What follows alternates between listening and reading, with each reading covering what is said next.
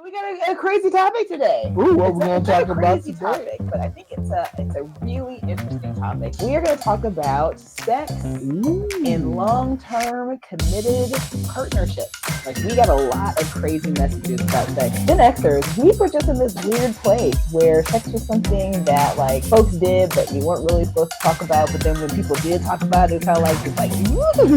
There's also a lot of I want some sex, right? Including I want your sex. Including. Are there any songs about sex for older folks? Like, hey, we married, we're gonna do it on Wednesday. I was 20 years old, my erection was hitting me right in my nose. Every time. Right, every single time. And now, like, maybe my erection is kind of quitting to the ceiling fan. The better measure is not whether I have an organ. The better measure is not whether my organ goes into your organ. The measure instead is how much pleasure am I getting from this activity?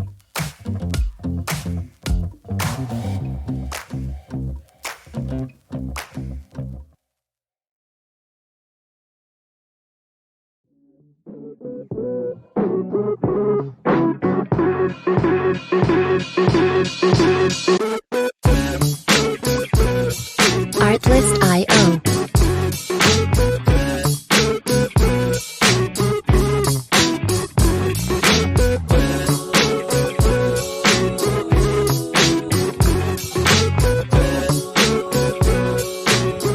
Hello, and welcome to Rainbow Dreamcatcher, The Love Podcast. My name is Nilla. I'm a licensed marriage and family therapist and relationship coach. I travel the world helping individuals and partners have relationships that are happy and healthy, and they get the skills that they need. That's like the worst intro ever. And I'm Big Sexy, her loving co-host and husband, here to provide levity. The jokes, the hee-hees, the ha-has.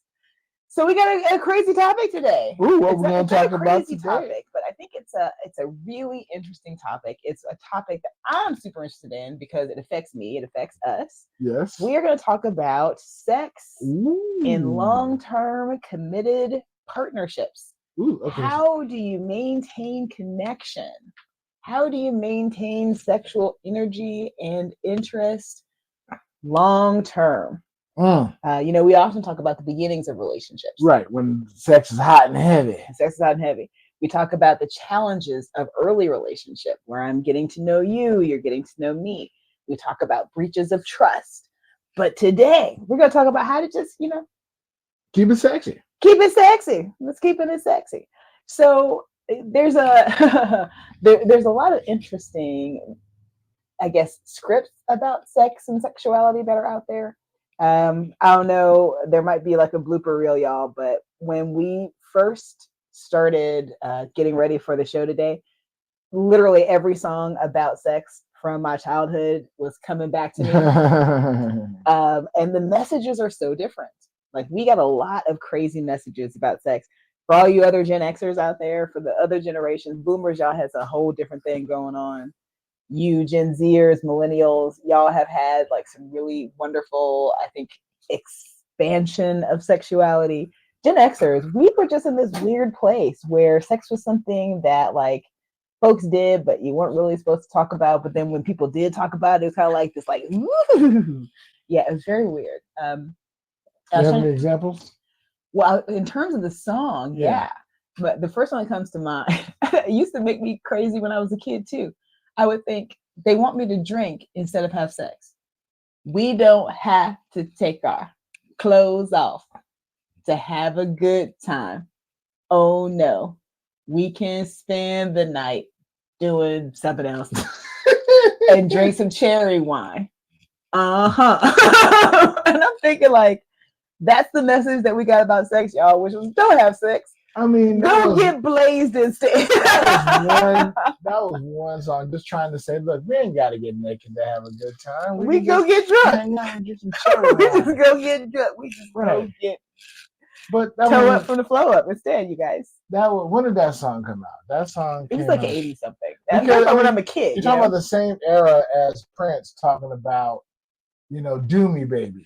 Well, yeah, and also like Two Live. I mean, like there's so many like different. It was just such a weird time. So anyway. The 80s and 90s was very much a lot of either You know, I think Open- there was a lot of open sexuality songs. And then there was a lot of hidden sexuality. Right. And then That's- songs that like try to like, oh, hey, I'm not like over there. I'm not trying to get in your pants. We just want to hang out. We just want to hang out. And I think every generation kind of has some kind of song like The I don't want to hang out in your pants. So that. Yeah, I think of like Music Soul Child Buddy. yeah. You know, we usually be Buddy. Mhm. It comes to mind. Oh, lady is a friend. Right, The right. lady is my friend. Right. Right. So I mean, but there That's was not the name also of a the lot. song, but that's the chorus. Right. There's also a lot of I want some sex. Right, songs, including I want your sex. including The actual Right out name the of the gate. song. I want your sex. Yeah. So there's tons of messages about sex and sexuality. But there's a lot of other messages, like, and that's usually youth based, right? A lot having to do with sex and sexuality is all about youth.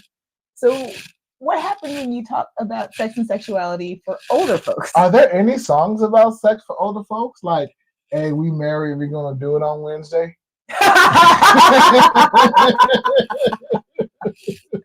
I guess business time. Then shout out to Fly Pick the up your socks before Concord. you take off your clothes. You know that the song "Business Time" by Fly the Concord. Right, but that's a comedy song. But it's a comedy. It's a comedy song. Is there Are there any any songs? serious songs that say like, "Hey, baby, I love that gray in your hair. You know, Get on over here and try not to be too stiff." I know you've been working a hard day. I know the week's been kind of tough, but let's do it, baby. Let's go ahead and finish these spaghettios and get to it. I think the point being that the idea of sex and sexuality later on in life is just oftentimes something that people either don't think about or they actively, rather than just ignore, they actively don't want to think about. But I think the reality of that is that, one, no matter what people think about it, I want to be a person that has an active and happy sex life throughout my entire life. Right. And most folks, I think, if you were to query them about, what they envision for their sex life, no matter what their age, well, I shouldn't say no matter what their age, because aging does make a difference. We'll talk about that. But that most people would say, yes, I would like to have healthy, engaged sexual contact across the whole of my adult life. Right. But that means I have to get old. Well, yeah. That's the hard part. Yeah, hopefully that's what you're doing. Hopefully that's what you're doing. But sex and sexuality changes across time. And a question that I get often, and I lean really heavily on sex researcher Emily Nagoski in the way that I approach this with my clients, is that folks will say things like, we've been together for 10 years. When we first got together, we could not keep our hands off of each other. And now we have sex very occasionally. We haven't had sex for 2 months, or, we have sex, but it's not very satisfying, or, or it becomes very boring, right? So I hear a lot of this. And so I wanted to make sure we took some time today to talk about sex and sexuality across the lifespan, but particularly when we start talking about sex in middle age, sex in older age. Y'all, there are some 80-year-olds out there that they are getting it in. Getting it, you guys. And if we are fortunate, we will be 80 or 90 also getting it in. Mm-hmm. But getting it in looks different at 80 and 90. At 80 and 90, It and does. not just in the way that everybody just went, which is one of the things I think it's important to get over and talk about when we talk about sex and aging. Mm-hmm. The truth about aging is that it happens. It can often be inconvenient and disappointing, particularly when it comes to our sex life. Everything diminishes as we age. It's a thing that we don't like to think about. Right. But over time, my eyesight is going to get weaker. Even if I can see pretty well in my 80s, I'm not going to see like I did when I was 20 years old. Right. My muscles and bones are going to shift and change. So as we get older, every part of our system also gets older. That includes our sexual systems. Now, for men, Typically, you're going to peak in terms of testosterone right around your teenage years, and then we'll have a decline in testosterone all across the lifespan. Yeah. For women, we have the dreaded menopause, which Dun, dun, dun. gets blamed for a lot of sexual dysfunction. We'll talk about that because sometimes it is something physical. Things like tissue lining in the walls becomes much thinner, and so sex can become more painful. Lack of sexual satisfaction or interest. Sometimes that change brings people a lot of relief, kind of like, whew, never have to think about that anymore. And for other folks, that becomes a place of liberation. Like, oh, now I have agency in my body to be able to explore sexuality without fear of reproductive consequences, right? So there are a lot of different ways that people engage with aging and sex and sexuality. Okay, here's the headline when it comes to aging, sex, and sexuality. You can have a happy, healthy, engaged sex life across the entire lifespan if you choose to, if you are able to accept the changes in your aging body and what that means about what is available to you in terms of your sexuality. For men, for example, that might mean that, you know what? When I was 20 years old, my erection was hitting me right in my nose. Every time. Right? Every single time. And now, like, maybe my erection is just kind of pointing to the ceiling fan. If you're lucky. Right? If I'm lucky, right? For women, it might be more difficult to have lubrication. But in any case, the key to having sex in an aging body is to really understand and accept that there are certain places that I can access my sexuality. And that is probably going to be different than when we were in our 20s or when we were in our 30s, right? Before the changes of aging started to take place. So it's a hopeful message, but it's also one that requires that we really get intentional about sex and sexuality. And that's when we start to talk about sex within long-term committed partnership, right? Lots of stereotypes about sex and marriage across time. What are some of the ones that you have heard of? I know you've heard a ton of things about sex and marriage and what it means to be married and what sex looks like as a married person, blah, blah, blah, blah, Yeah. or committed person. The first one that comes to mind is once you get married, there is no more blowjobs. Yep, I've heard that. That you have to, a lot of it centers around, of course, having kids. You got to sneak the sex in. That, I made a joke earlier that, yay, it's Wednesday. We get to do it. The sex becomes much more less spontaneous. Yes. And much more scheduled. Oh, look, it's Thursday. You don't have class today. I guess tonight's the night we get to put on some Barry White music and light a candle. Barry White. And then if we're not, I think people are listening to something besides Barry White. Well, I tell you what, if you're aging, you probably are listening to Barry White. Yeah, right. This is for the older folks. I'm sorry, for the older folks. Barry White, Smokey Robinson, Al Green. Right. Some Prince. All them people. Right. For the younger folks, it'd be for the younger folks. I don't even know. I'm not even pretend. Young folks, who y'all listen to that get you in the mood? Sexy Red. Is anybody doing Post it? Malone, is anybody doing it to Sexy Red? Ed Sheeran. Ed Sheeran. Teddy Swims, maybe. I bet you there are a lot of babies born to Taylor Swift. Definitely Taylor. There are a lot of love song Taylor Swifts. What would they call them? They call them the Swifties. Would they be the Swabies?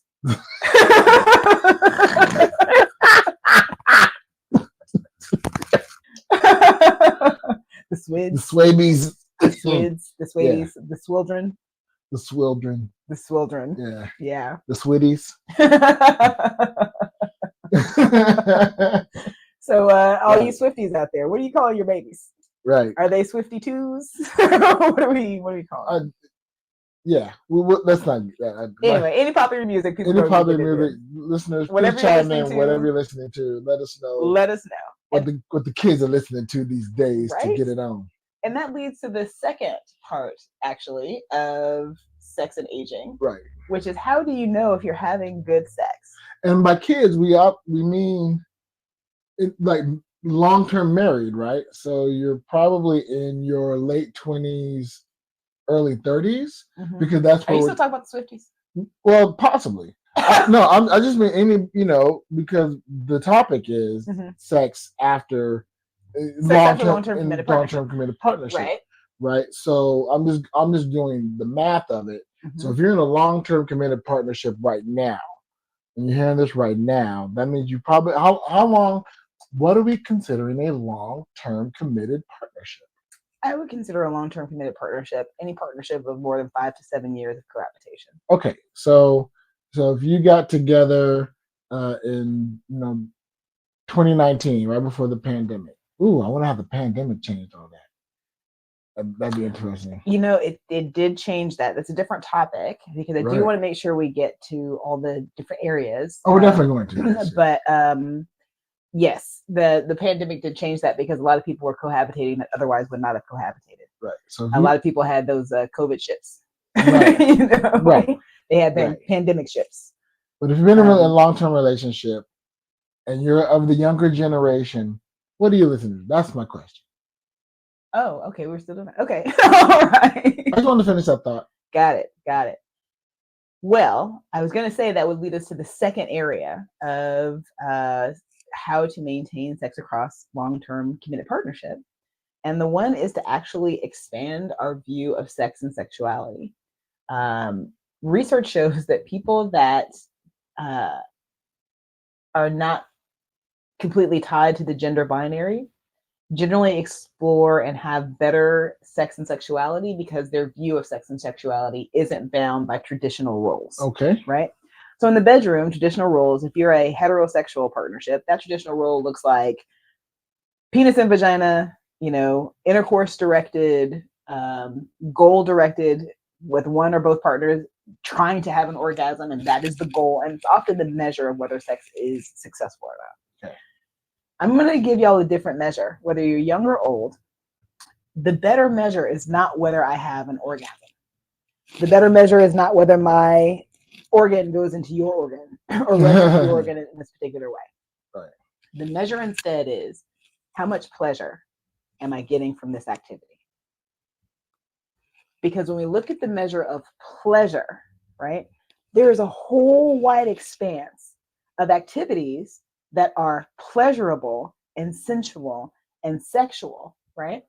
And pleasure was really what informs the why of sex that's non-reproductive, right?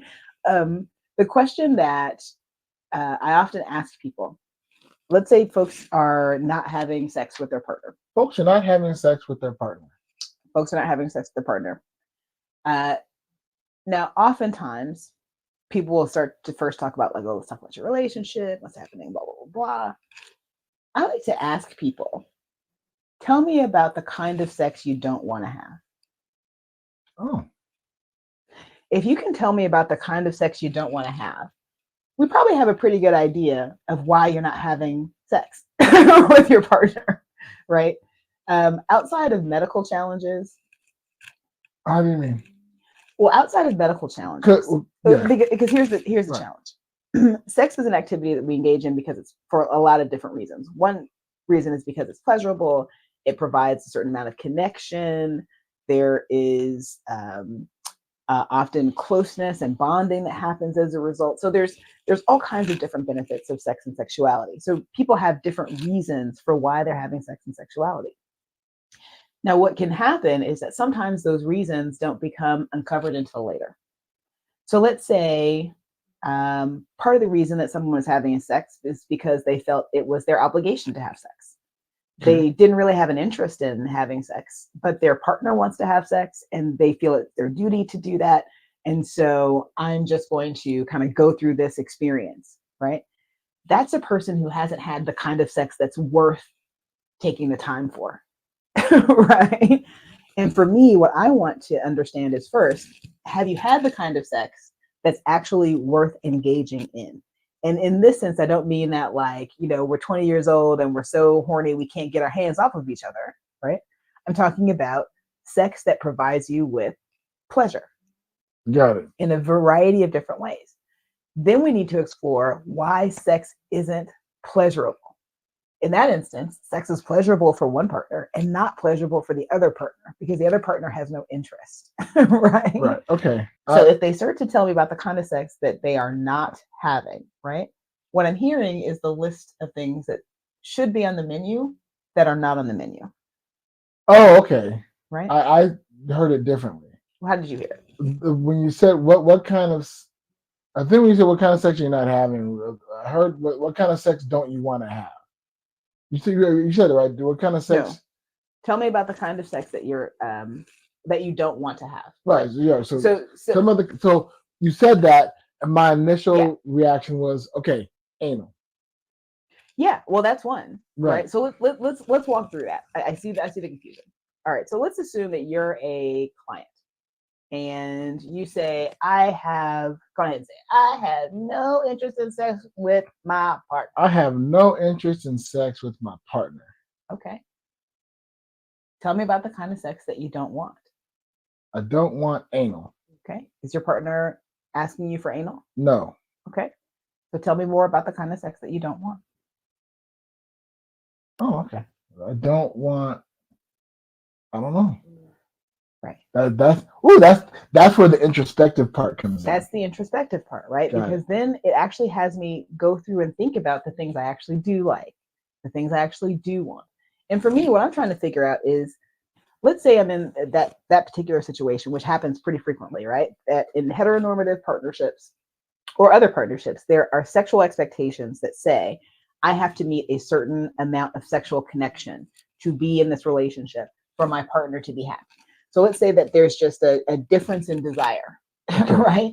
Huge difference in desire. It happens across the board, across gender, across spectrum, but there's just a significant difference in desire. One person really wants it, one person really doesn't. Why don't you want to have sex? Okay. There are so many different reasons to be having sex. Why don't you want to be having sex, right? Tell me about the kind of sex that you don't want to be having. Is it boring? Is it sex that is the kind of sex I'm not interested in? It takes up too much time. It takes up too much time. Is it the kind of sex that requires that I engage in activities I don't want to engage in? Or is it kind of sex that is absent the activities that would actually be pleasurable for me? Mm-hmm. Because when people aren't having pleasurable sex, first is, why aren't they having the pleasurable sex, right? There's something generally about the partnership or the sexual relationship that is causing them to say, like, I'm not interested in that, right? For whatever reason. Mm-hmm. And oftentimes because they don't talk about sex in ways that are analytical, it's too emotional, right? It's really hard for partners then to get to the root cause, which might be, and sometimes these are really hard truths. I've heard the truth that, like, we've been sleeping together for X number of years and it's just never done it for me. Oh, wow. I do that for you, right? But I've never had a crazy kind of attractive encounter with you. Sometimes folks will share things like, I've never had an orgasm, male and female. Right. I've never had an orgasm with you. And these are difficult truths, but they're important if we're going to resolve what is happening sexually between partners, right? Right. And then we start to explore, what is the kind of sex that is worth having? Because the last key, and this one is really, really important for long-term committed partnership, and this is straight from Emily Nagoski. Look up her book, look up her research. She does phenomenal work. But in all of their studies, people who held long-term committed sexual partnerships did two things. One, they made sex a priority. Okay. So they just decided it's important that this is something that is important to us and it's important to our relationship, either because we get individual benefits or mutual benefits, or for whatever reason are the reasons that you are having the kind of sex that you want to have, right? And two, they are in a deep friendship with someone they trust and admire. Okay. Right. Those are the two keys. So if I want to have a long-term healthy partnership, right, first I have to have a long-term healthy friendship. And then we got to make it a priority. I think I had a question about this, about something, it was a couple weeks ago, maybe 3 or 4 sessions ago. Someone asked about spending time with my partner, right? There's all these other competing activities and priorities and important deadlines and responsibilities. What does it mean to offer a priority? Yeah, that's really how you are able to maintain. Now, when we combine those things, when we look at the fact that we are friends, that we make sex a priority in the relationship. We make sure that it is important to us. Pleasure is the central principle as opposed to orgasm or penis and vagina or a particular Some kind of end finish goal, line. Right. some kind of finish line, but that pleasure is the primary driver of our container of our connection, right? So that it is expansive. Then you're going to have someone that's really like a great partner to carry you through the rest of your life. It's not going to be like, you know, when you're in your 20s, right? And that's the part where we come back to the acceptance of our aging bodies, right? With those things all combined, you really have a great shot of exploring and engaging and maintaining your sexual and erotic self throughout the whole of the lifespan, recognizing that it's going to be different, that we may not get into those spaces again where, you know, I'm so horny, I can't keep my hands off of you. And I think that leads to a lot of disappointment for people. Right. If your expectation is that your sex life and your sexuality will never change, you will experience disappointment and sexual dissatisfaction in your life. I think the important thing about the friend part is that a friend is open to communicating and hearing about what your sexual desires and sexual needs are. Right. So we'll give you the space and the freedom to discuss such things. So if you're into this or into that, if you're into getting freaky deaky, and your friend like, yeah, well, we're together, let's explore your freaky deakiness. Yeah. And honestly, that is what bonding, the psychology is really clear that when people work together to solve a problem, they bond, right? So if we're having challenges in our sexuality, the best way to bond is to try to solve it together. And I see so many people that try to solve it separately, or they try to solve it in a goal-directed kind of backwards way, right? So rather than see what kinds of sexuality are now available to me. So let's say I'm 67, in decent health. A 67-year-old person in decent health is still going to have some health challenges, right? Even if they are in peak health, they are not going to have the same body that they had when they were 20. Right. And that includes the same kinds of sensations, the same, right? Like taste starts to fade, smell starts to fade, our hearing starts to fade. So does our sensation of touch. That changes, right? So it's not so much about how do I hold on to a particular type of sexuality, but how do I allow my body to tell me the sexuality that's available to me right and now. Hopefully you're in a committed partnership where once your body tells you what you like, your partner's willing to do it. Yeah, your partner's willing to help you out. Right. Yeah. If you before you like to go sideways and then now suddenly you like to go vertical, the partner goes, okay, I can go down with vertical. Right. Also, just being aware that, listen, I might have been able to go vertical when I was 20, but now I'm 67, so my vertical is not going to be vertical. I can't go vertical no more. Vertical's off the table. Right. Right. Yeah. But whatever the change, right? Now, the question I get very often, and it's a question that I have now started to I just refuse to answer. I really do. And I'll tell you why I refuse to answer this. The question I get often is when we talk about sex and sexuality, at no matter the age, brand new folks, brand spanking new, getting together, folks who've been together for decades, they always ask me, how much sex should we be having? Oh, how much sex should we be having? How much sex should we be having? Sometimes they'll get real specific. They'll be like, what does the science say about how much sex we should be having? First of all, I'm not going to answer that question. Here's why I'm not going to answer that question. No matter the answer to that question, it's weaponized. Right. No matter the answer to that question, it is only for people to compare themselves and decide that they are either lacking or not lacking.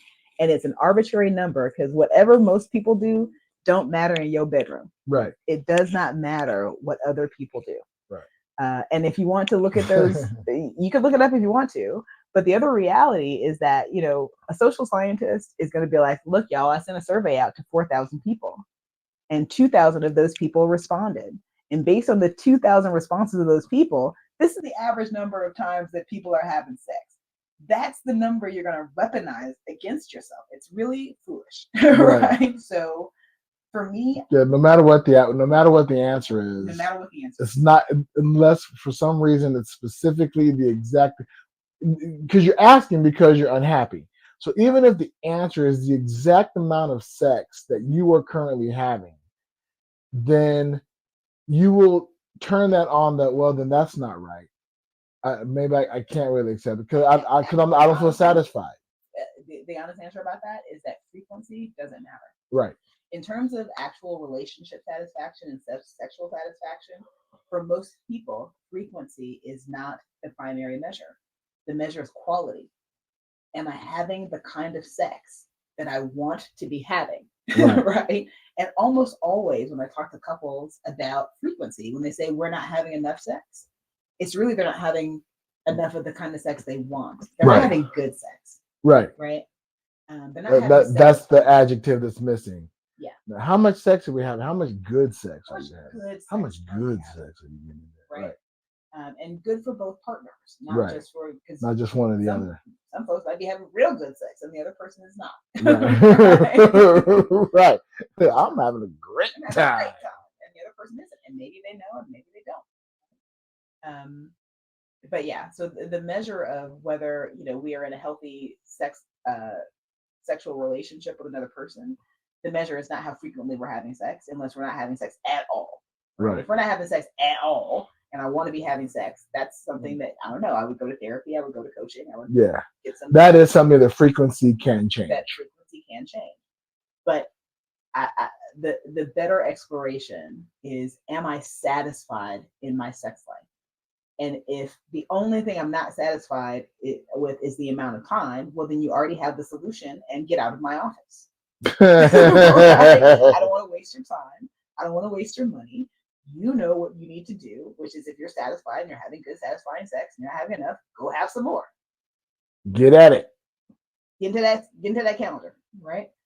But for most people, if that were the fix, they wouldn't be talking to me. Right. So frequency is never the fix, right? For challenge sexuality,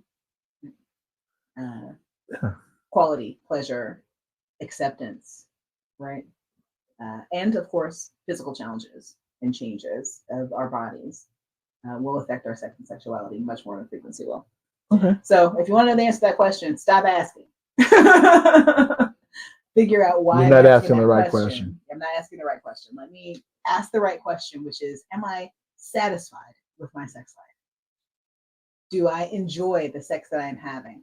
Interesting. What kind of sex do I want to be having if I'm not having that kind of sex? And if I don't know, I probably need to get into therapy.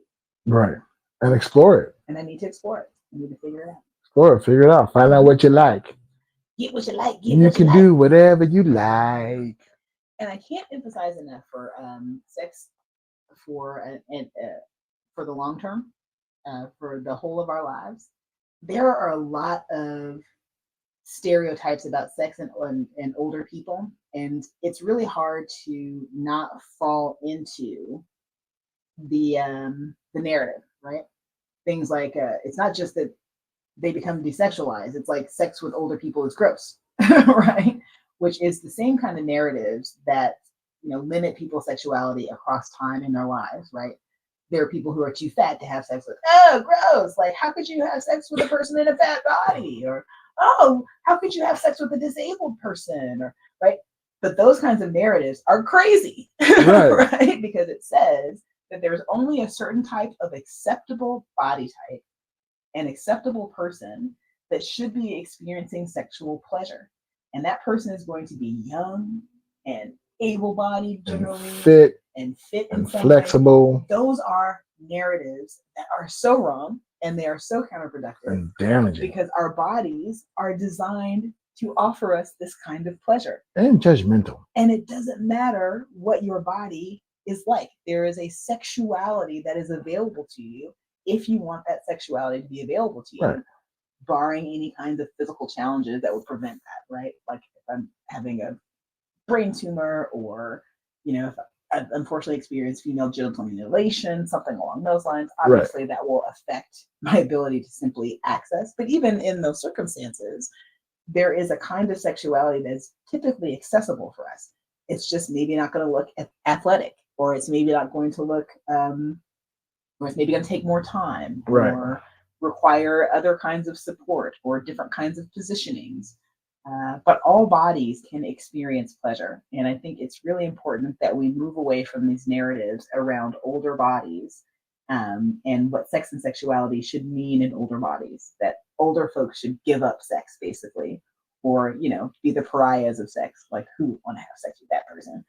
Tons of people, you young folks, they out there. And older folks, older judgmental folks too. Oh, and also the old judgmental folks. I mean, I think we get a lot of those messages too generationally. Mm-hmm. I'm kind of hoping, because our audience is a younger audience, even though we're talking about these older kinds of issues, that part of this is educational, so that y'all don't fall into these same traps and have to unlearn them as you go through life.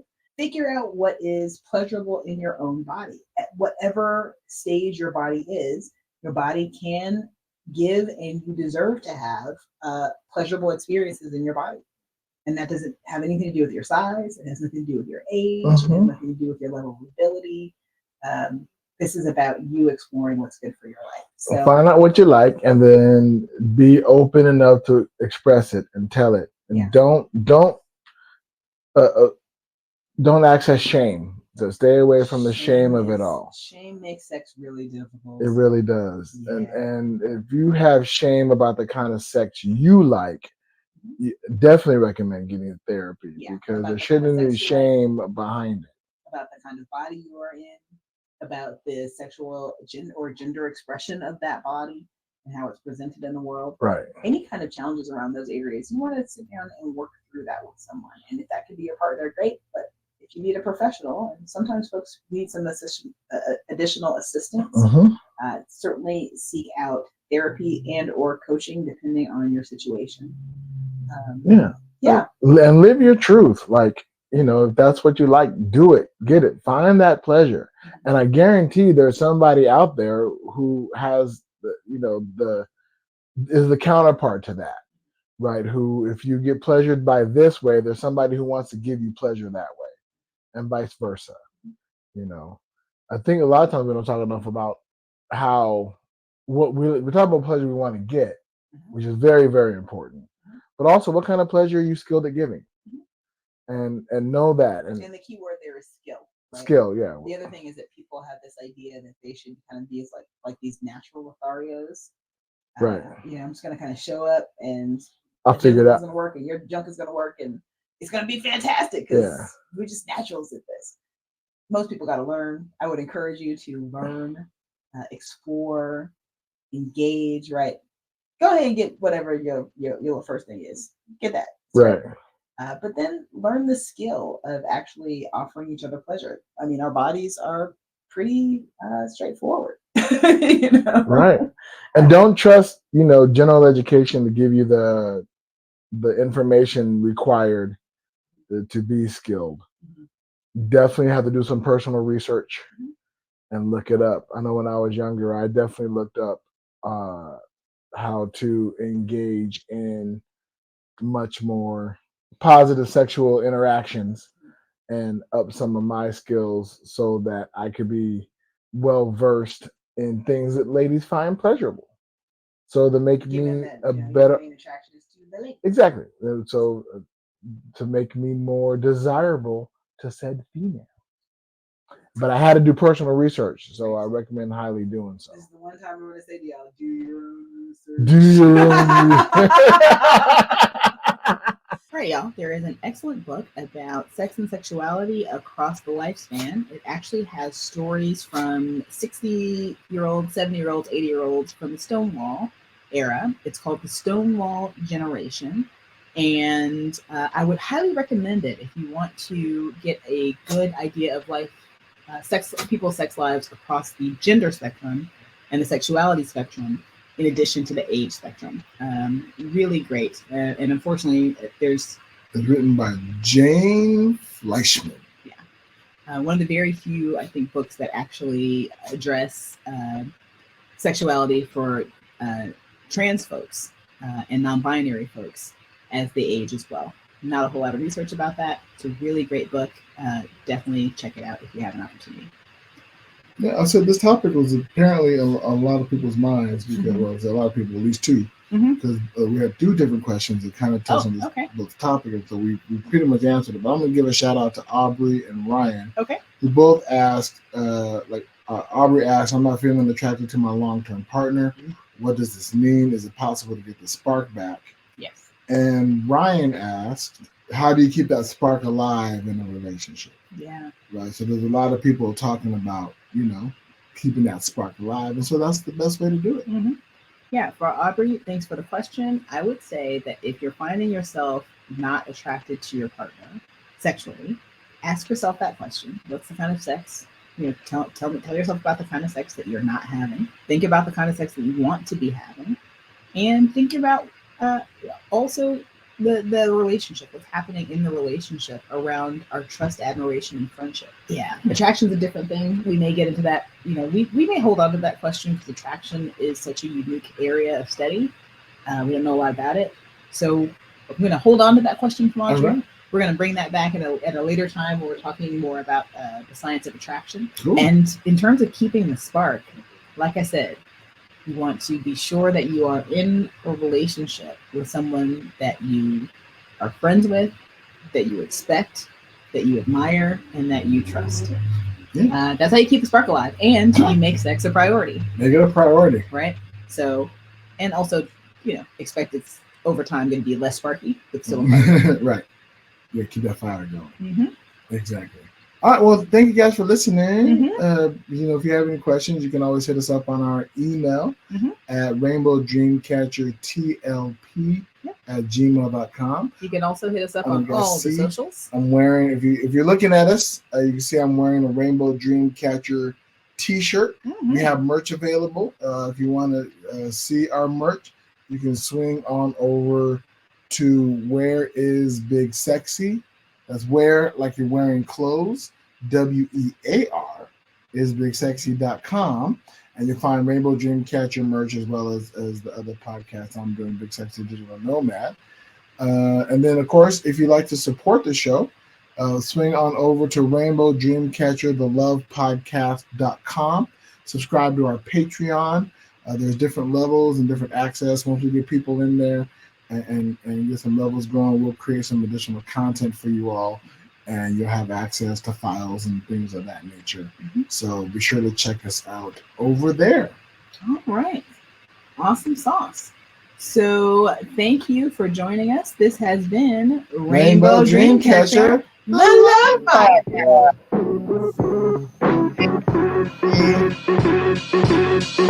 Podcast.